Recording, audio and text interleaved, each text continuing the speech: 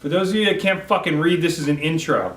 First of all, we're going to welcome you guys to watching us again. We've been here for many weeks now. We're not counting because we don't give a shit about numbers and things like that. No, we don't. But this is going to be our last video of 2016. We have a dry erase board today because Aling is having trouble editing when she doesn't know what the sections are. So because we talk so much. And everything is a fucking two-shot, so it's not like there's anything different between this and what we're going to be at 50 minutes from now. Hopefully we're not filming that long. What is gender? So this week's This week's episode is going to be a little bit of a looser format than I think our normal topics, but we're going to talk about gender and gender roles and kind of how gender is portrayed in our world, in our society. Times are a-changing, and there's not like the standard roles in life that everybody is used to having, the traditional ones on those like corny-ass 1950s white family TV shows. Exactly. So we're gonna explore the new world of gender and the roles that people take upon. You gotta be expressive, man. I'm excited about this. It is actually really cool. It's kind of brought on because of the article that was just published by National Geographic that is going to be in the January stands. First transgender cover of National Geographic, and the conversations that have been sprung up from that. But then also just I think in our own day-to-day lives, in our own world, and in the world that you guys are in too. Yeah, I do a bunch of girly shit. I know you think I'm manly as hell, but I don't even give a damn. I make my own face cream. What? He does. Like 10 years ago, people would be like, yo, you're a damn sissy. They still call me a sissy now sometimes. I'm cool with that. Yeah, it's just all about like kind of picking and doing whatever you want to do and not really being constrained to like, oh, you know, like my dad did gardening and stuff, which when I was a kid, I was like, isn't that for women? I never said that to him. But if he watches this, he will see. I personally don't let stuff constrain me. I used to like bring a nail file around. I still do it. This dude I worked with was like, aren't you like concerned about what people are going to think of you? And I was just like, what are you... That I have nice nails? I don't like hangnails. They're painful. Yeah. And the strange thing was his mom was like, she switched teams. Or she openly switched teams later on in life. And I'm like, are you really calling me out on like gender roles? Yeah. When, you know... Yeah. And it's interesting because I feel like it really does depend on the environment that you grow up in and who you're kind of surrounded with. I think if you're surrounded by strong people who have more of a stronger sense of self and really don't care about kind of those labels, and you're like, oh, well, it's girly to do this, or it's you know, you're tomboy for doing that. I feel like you grow up with a healthier kind of sense of self. I don't know if that sentence really made sense. Yeah, no, people just support you for doing what you're doing. It messes with you when they, you know, confuses the kids when it's like, oh, you can't play with that toy even though it like looks cool as hell or whatever, or it does something cool. You know what I mean? Like if a boy has a cool ass fire truck and then like a little girl's like, dude, I want to play with like that doll. I don't have any ideas on what to do with a doll. The fire truck, I want to crash it into stuff. Take it, you do it. Like that shouldn't really stop you from what you want to do. We are in a pretty fortunate position to be in the United States where there is a lot more safeguards for people that aren't traditional. In most Middle Eastern countries, Asian countries, it becomes a lot harder just to express yourself. There's some parts of America, though, where they are like the Christian version of the Middle East. I don't know, it always really, really hurts me and it bothers me. I mean, I don't understand people like judging too much on the gender roles thing. I worked on a show before where there was this like badass chick where she cursed, which is like a bunch, which is very unladylike. She knew how to use tools, she had tattoos and stuff. And guys actually loved it, which shows that like times are kind of changing where, you know, where guys are like, hey, I'm actually interested in a woman who takes on all these manly roles. Even now when you look at kind of where we are at now versus, you know, like 1950s, of women working, of women driving cars, of women voting, those were at one time in our society considered men things exclusively for men that now women do that people don't bat an eyelash to, or at least didn't until this recent election cycle.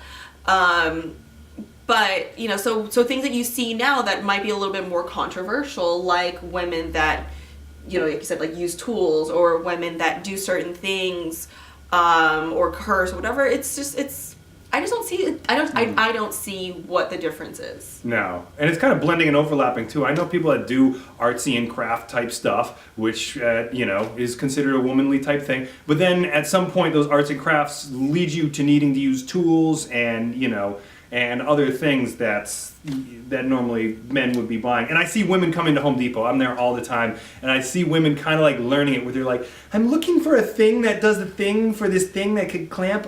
So I'm like, you know what? My hat is off to. Shit. Someone's knocking I on the door. think maybe Marcus is here with some camera gear. I don't know. Let's find out. Let's see what it is. So this was one I could go on a ton of rants about, and a lot of women are probably going to be like, But it's true. No, there's a lot of like kind of craziness in dating, and there's still gender roles that were like created, That's gonna be a fun one to talk about. tens, hundreds, thousands of years ago. That women still subscribe to some of them. So, where to start on dating? I guess we'll start from the beginning of like flirting, asking someone out.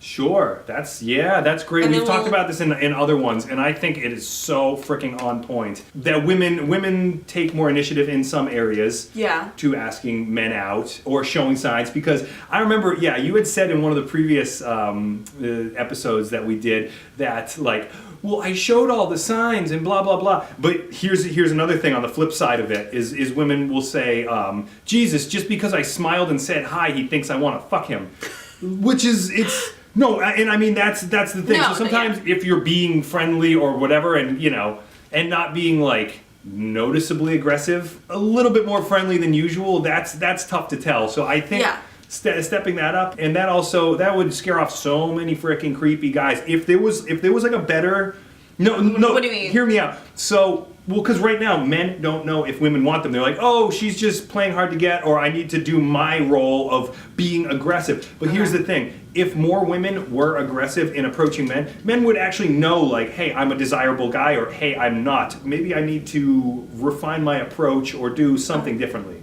On that note, you guys, give this video a thumbs up if you want us to do like a whole video on is she interested or not. Like, I want to do a whole video of like, if she smiles at you, is it interested or not? If she touches your shoulder, like a little, like, kind of...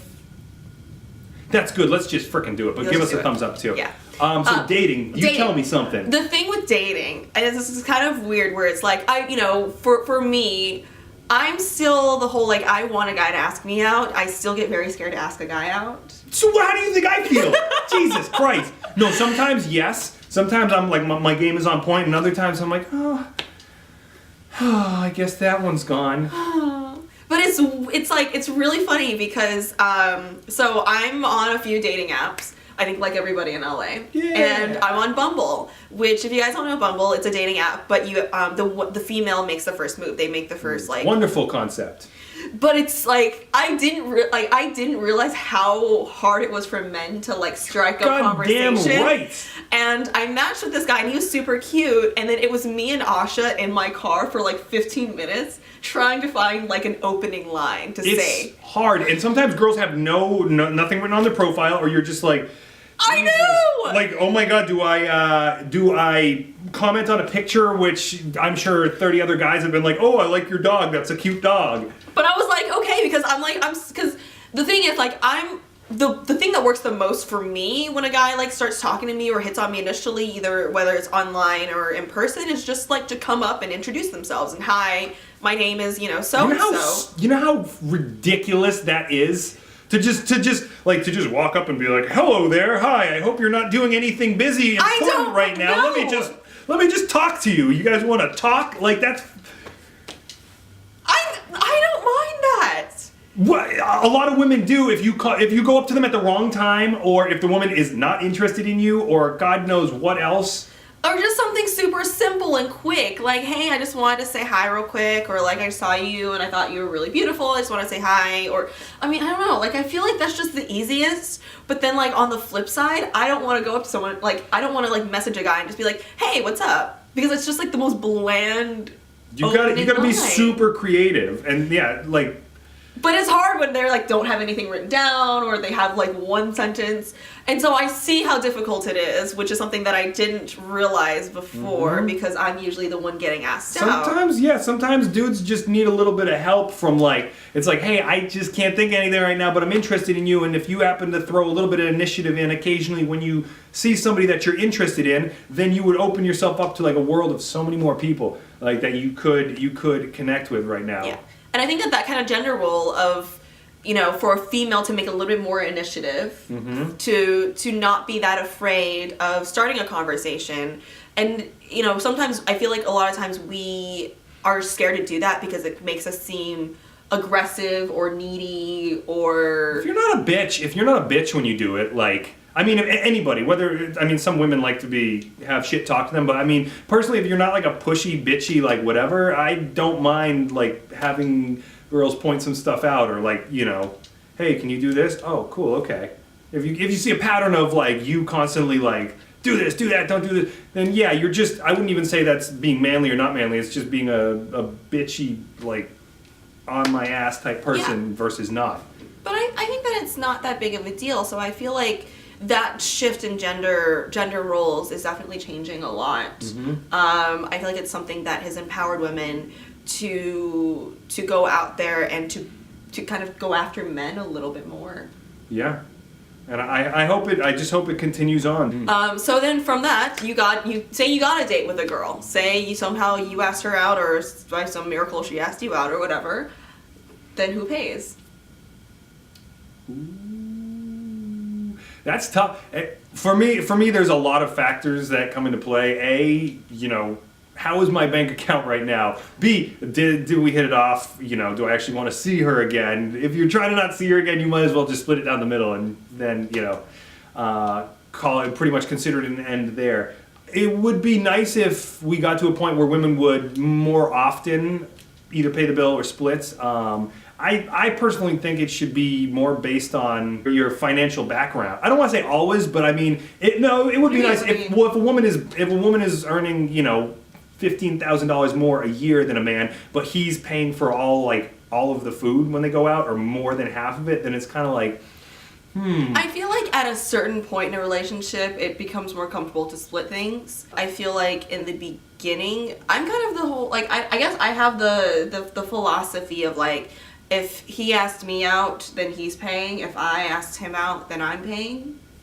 That's cool. I've never thought of it from that perspective where a woman would be expected to pay. But, I mean, like I said, it would be nice, but I mean, I will expect to either, I usually don't go out on dates as often when I don't have money in my freaking bank account, because I expect that I just have to pay for stuff. I have to pay for everything, so I'm not going to get into that, oh, gee. But I feel like with women, like, even if we do, like, go out, I always find it to be respectful or proper to at least offer. Yeah, an offer is nice.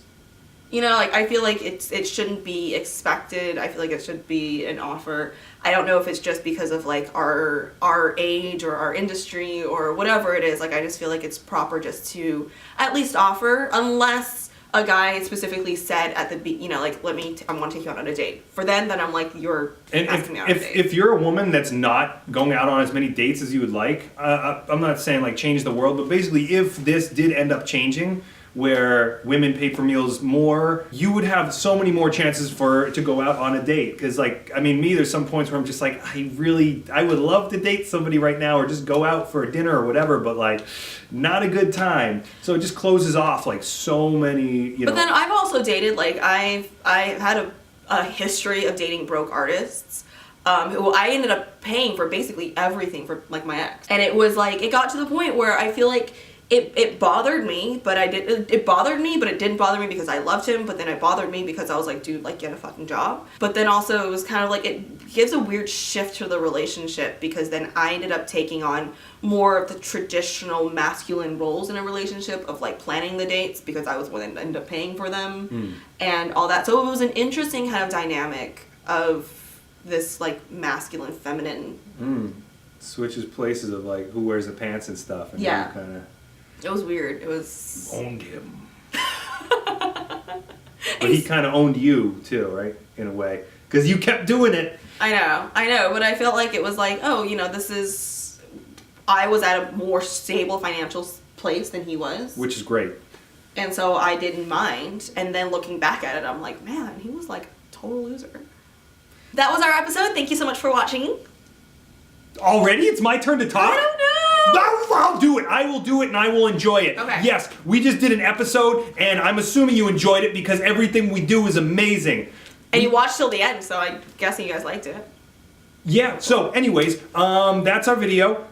Look down in the description box. There's all kinds of information about us and our lives and all the cool stuff. Your hands are out of frame. There you go. There we go. Don't forget to like the video and subscribe. Buttons right there if you are on desktop, and subscribe button right down below if you guys are on mobile. Who gives a crap? Just click it. Also, all of our social media stuff is down there. Also, I Snapchat and Instagram almost daily. So does Adam. Yeah. Not as often. I also vlog, kind of, hopefully not as often. I do it a little bit though. I don't want to discourage you from following me because my life is pretty freaking amazing and you can learn a lot from following me. Yes, so we will see you guys next Tuesday. Thank you for watching.